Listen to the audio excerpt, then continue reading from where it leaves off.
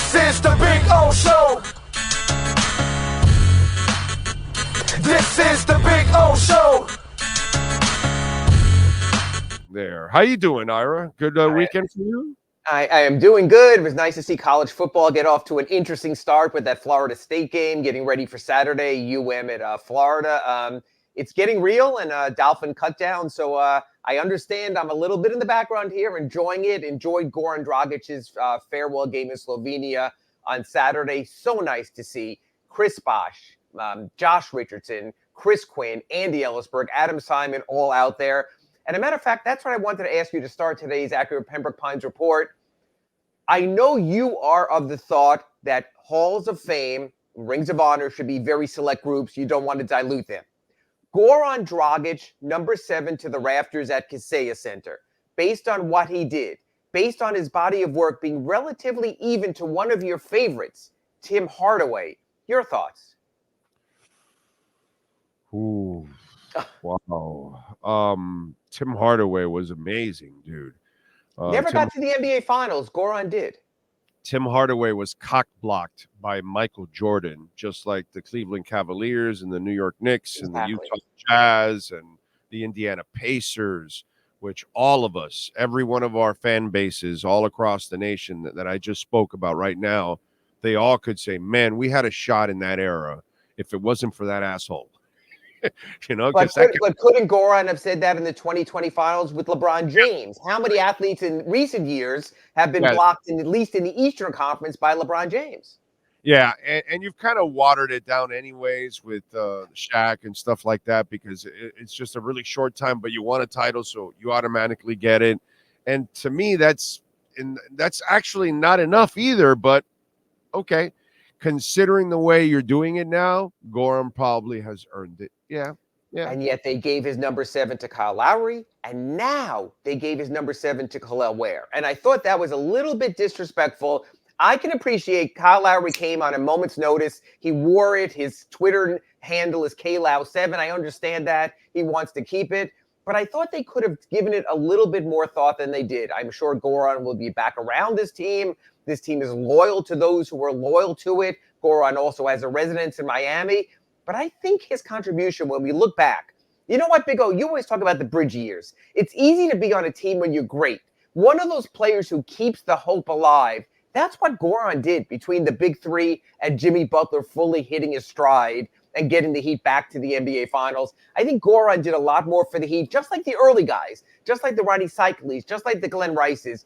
And if not jersey to the rafters, maybe some ring of honor, maybe some Miami Heat museum, maybe like what the Panthers do in their concourse at their arena, just a shrine to those players also, so you don't forget the other guys who helped contribute to this culture continuing now for 37 years. I've already said that the Heat need to build a Hall of Fame in the back end of the arena, like some kind of a glass building back there.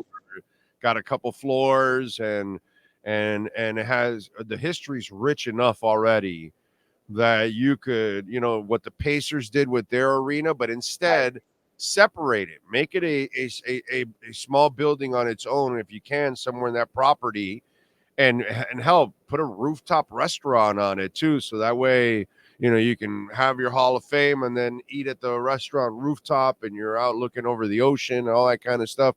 But I say that you should be doing that already if you're the Miami Heat. It's another revenue stream that you can actually create 7 days a week. And they're starting with the Dwayne Wade statue, so they're moving in that direction. But think about all the ancillary people over the years. Maybe a Ron Rothstein doesn't go his name raised to the rafters, but he's been such a part of it. Eric Reed, Jose Pineda, the people who've been there for all those years, Andy Ellisberg. I think there's a place also to sort of honor them. And I think Goran, you fit him in there, all of a sudden it's in place. Glenn Rice has been here throughout.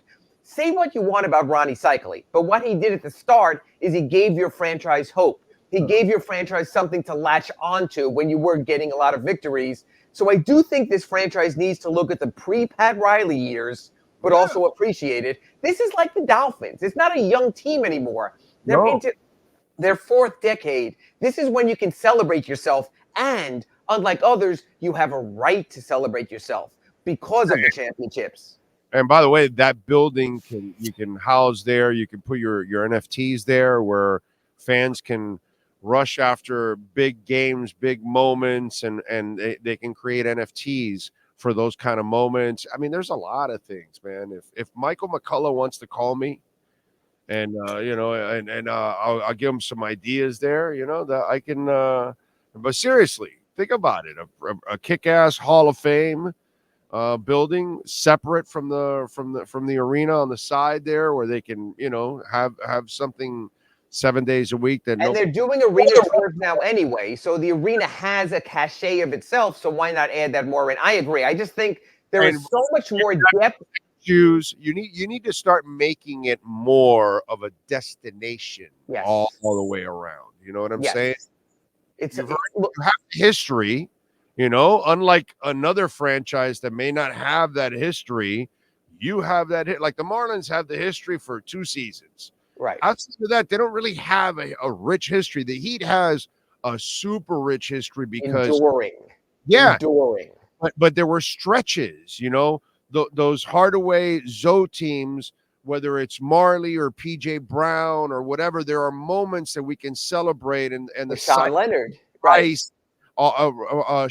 Sherman Douglas teams deserve their due, just like this team now in the era of Jimmy Butler. Every Heat era actually deserves a little love here and there. You know what I'm saying? So it's just even the Scrubberini year, the fact that Eric Spoelstra went 31-10, that is something that needs to be like, brother. Like the second half of that season with Dion Waiters and James Johnson and how they pulled it together to the last day of the season with Willie Reed ending in tears. Perfect statue.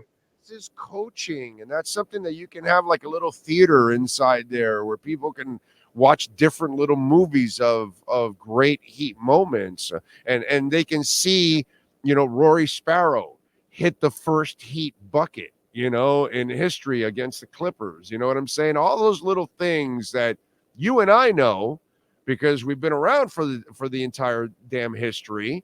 But the average fan, the younger fan, they don't have all those little things. And a place like that can educate folks, man. Too. And a team that preserves its history, that the Heat have kept people around. You see it with the Dolphins, whether it's the Bo Campers, the Joe Roses, the Dan Marinos, the Nat Moores. You see people stay with the team and you have a history. We're starting to see that a little bit more with the Panthers and those who are around the team. They are part of their history there. The Marlins don't. The Marlins are like 9 different teams over the years. And except for Jeff Conine's son now being in the organization, there's almost no lineage there. Finally, Tommy Hutton is back doing some games, and we can enjoy that. That's the thing that the Heat, that's the thing that the Dolphins, that's the thing, honestly, that the U has always done. They've always had their players on the sidelines before the big FSU games. They brought them back. You knew there's a history. I think that's what the great teams do down here. No, we gotta realize the Marlins felt like, well, everybody else is kind of dedicated. We want to honor the snowbirds, so we want to be transient, and so our players and coaches and management and ownership will be transient also. So it's kind of, that's what it is. They want to honor people that come and go here in South Florida. They don't care about the people that are entrenched. And when you think about the greatest Marlins, you think about their lineage elsewhere. You think about the great, what's going on with Guerrero and the Detroit Tigers. You think about Yelich and the Milwaukee Brewers. You think of them in other locations. So, I mean, whatever. It's just Beckett with the Red Sox. It's just like everybody just goes and makes, Derek Lee with the Dodgers. Everybody goes and makes history somewhere else. Unfortunately, it's sad, dude. It's sad. Conine's the only guy that has, because it was the expansion, the All-Star Game MVP, and the 2 World Series. He's the only guy that has like some lasting power in a Marlin uniform. Really, the only guy. Everybody else is transient. Yeah, I mean, I put Conine and I put Tommy Hutton there because he's come back a little now, and he was one of the great broadcast teams they had. But otherwise, then that's the shame. And that's why I think now that we're a culture where we're not transient, where we're not snowbirds, where we live here year round, we root for our teams year round, it means a little bit more. You become ingrained. A perfect example, Coach L with the Canes basketball team. He's one of us. He's stayed. He's built programs through the years. That's what you want to say. The Heat have done it. The Dolphins have done it. The Panthers are doing it. Maybe InterMiami does it. We'll see if they move to the new stadium, what happens there. The Marlins have it. They will. They will. They will. The difference is also Mickey Harrison is Miami. Is of Miami, correct. Hamas is Miami. Wayne Huizenga is Fort Lauderdale, but it was South Florida. And Stephen Ross has invested in Miami with that stadium, even though he's based in New York. His investments are down here also. Right. And so you have chosen ownership that is transient. And so this is an ownership that really is one of us. And so then your team reflects your ownership, unfortunately. All right, let me switch gears here. Sure. On the other side. The Ant-Man. And so, Magic Johnson's an older guy. So are you. So am I. And so Ant, said that he felt, here we go. He said in a recent Wall Street Journal feature, for those of you that don't know the story, Edwards made waves by saying he felt that with the exception of Michael Jordan, previous eras of NBA players up until the late 90s did not actually have skill. Anyway, so Magic Johnson then was asked about it, right? And he said, I never respond to a guy who never won a championship. He didn't win a college championship. I don't even know if he won a high school championship. So, that was Magic's. And it's just, I get it. You're a terrific player, but come on, dude, like educate yourself a little bit more and understand what was going on. And also, you got to put yourself in that moment too. And where everything was athletics or medicine or whatever it was. Thank you. But perfect. But the skill, I mean, if you watch Pistol Pete or Magic, I still to this day haven't seen anybody like Magic Johnson ever. So, you know what I'm saying? It's to say that, you know what I'm saying? And then you're like, dude, that's the greatest passer in the history of the game, Magic Johnson. What the hell are you talking about? And that's the thing is there's two things. There's skill and there's athleticism.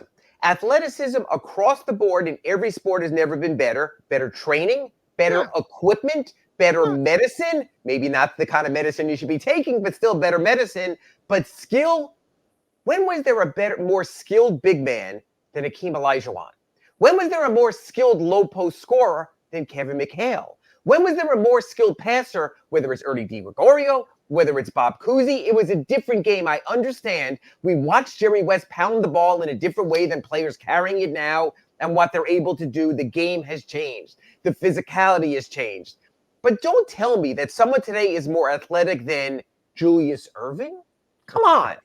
I understand the recency bias. The game is in a great place. The game now can show more because it's HD, because we have 360-degree cameras, because we can capture the athleticism better than you could in your old slow standard definition square, non-letterbox TV.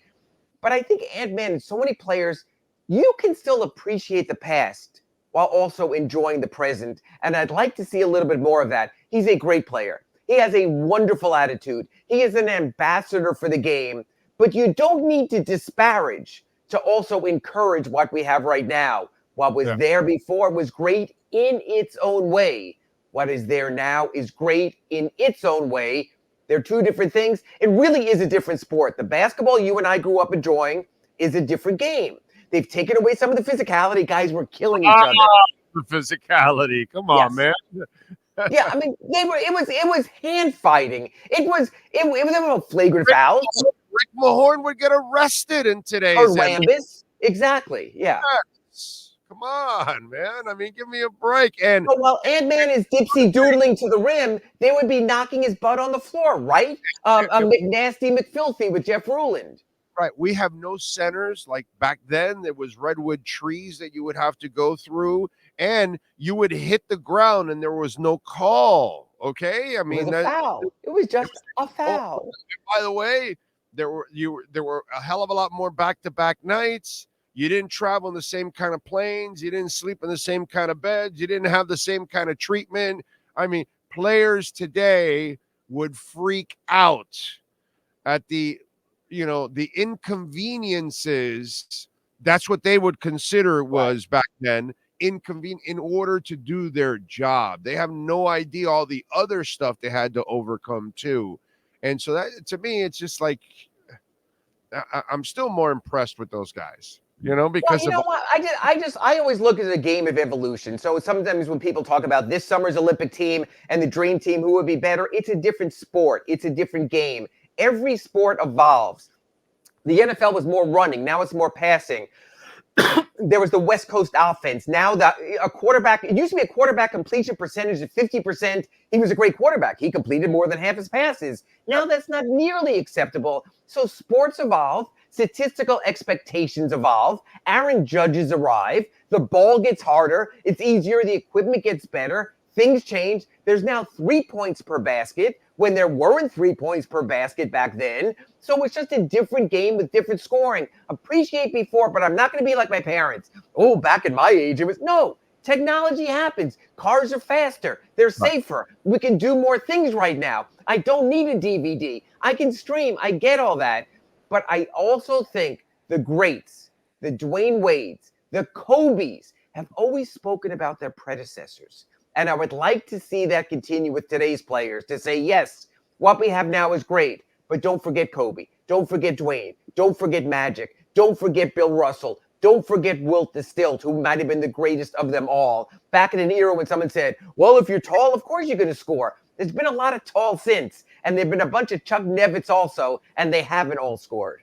I love it. By the way, get electrified at Acura Pembroke Pines. They've got the ZDX going on right now. $369 with Conquest or Loyalty lease. For all others, $479 a month. You can get 0.9% financing for 72 months. The 2024 RDX, $399, 3.9% financing for 60 months.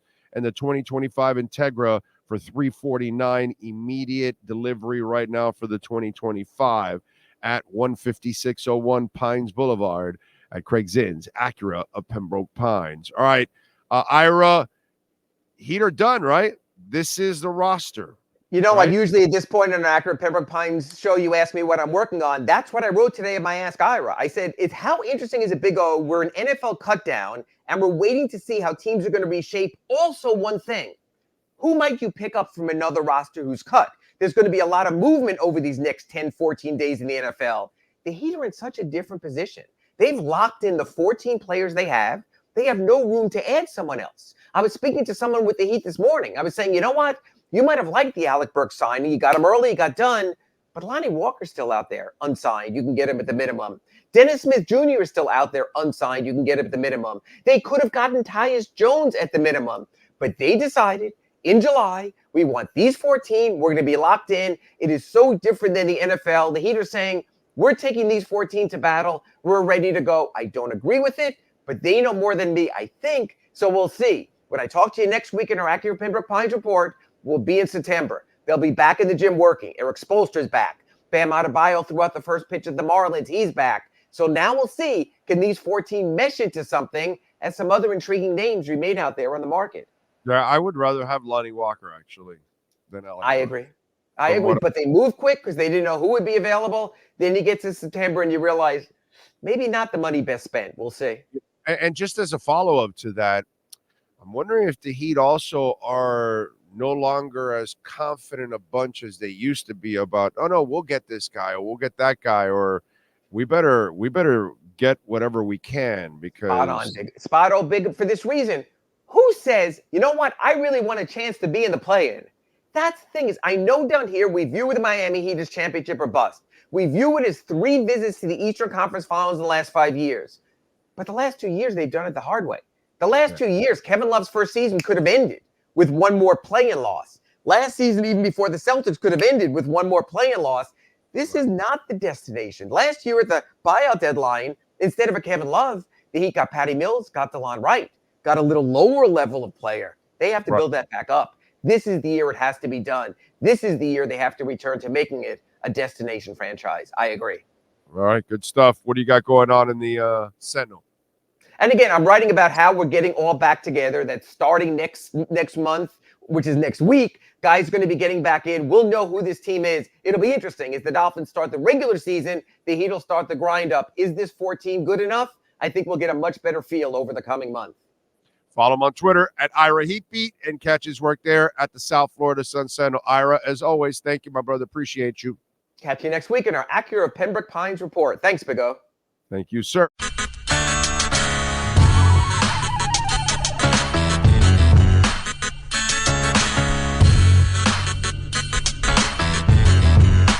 This is the Big O Show. This is the Big O Show.